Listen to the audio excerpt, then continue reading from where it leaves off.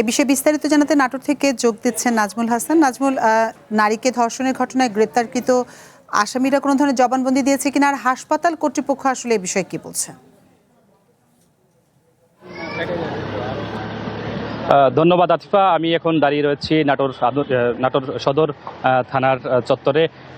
কিছুক্ষণ আগে হাসপাতালে চিকিৎসা নিতে আসা, অর্থাৎ গত 7 জুন রাত 10টার দিকে নাটোর আধুনিক সদর হাসপাতালে যে রোগীর একজন মাকে হাসপাতালের যে স্টাফ সুইপার রয়েছে আউটসোর্সিং অমিত, তিনি ধর্ষণের যে অভিযোগ ছিল সেই অভিযোগের ঘটনায় তার 2 সহযোগী প্রাঙ্গণ এবং যে আরও একজন রয়েছে তাদেরকে কিন্তু আজকে এই নাটোর সদর থানায় কিছুক্ষণ আগে, অর্থাৎ দুপুর 2টার দিকে যে ভুক্তভোগী নারী তার বাবা বাদী হয়ে মামলা করার পরে তাদের 3 জনকে, অর্থাৎ অমিত, ধর্ষক যে অমিত রয়েছে, অমিত এবং প্রাঙ্গণ সহ আরও যে একজন রয়েছে, মোট 3 জনকে নাটোর সদর থানা পুলিশ গ্রেপ্তার করে নাটোর আদালতে প্রেরণ করেছে।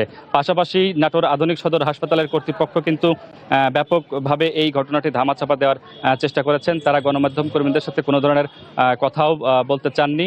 পাশাপাশি তারা হাসপাতালে গেলেও ঊর্ধ্বতন যে তত্ত্বাবধায়ক সিভিল সার্জন সহ যারা আছেন তাদেরকে কিন্তু আমরা পাইনি। প্রথমত নাটোর পুলিশ সুপার জানিয়েছিলেন যে এ ঘটনায় কোনো অভিযোগ ছিল না।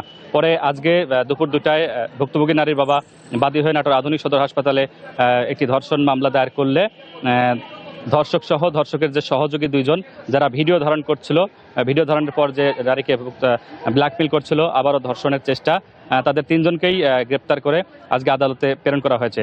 আমি আরও একটু বলে রাখি আতিফা, আজকে এই কিছুক্ষণ আগে পৃথক আরও একটি ধর্ষণের ঘটনা ঘটেছে বলে আমরা নাটোর সদর থানা পুলিশের কাছ থেকে জানতে পেরেছি। ইতিমধ্যে প্রতিবন্ধী এক নারীকে ধর্ষণের ঘটনায় নাটোর সদর থানা পুলিশ একজনকে আটক করেছে, মামলাও হয়েছে, তাকেও নাটোর আদালতে প্রেরণের প্রস্তুতি চলছে। আতিফা, নাটোর থেকে এই ছিল সর্বশেষ। নাজমুল, আপনাকে অসংখ্য ধন্যবাদ আমাদের সাথে যোগ দেওয়ার জন্য।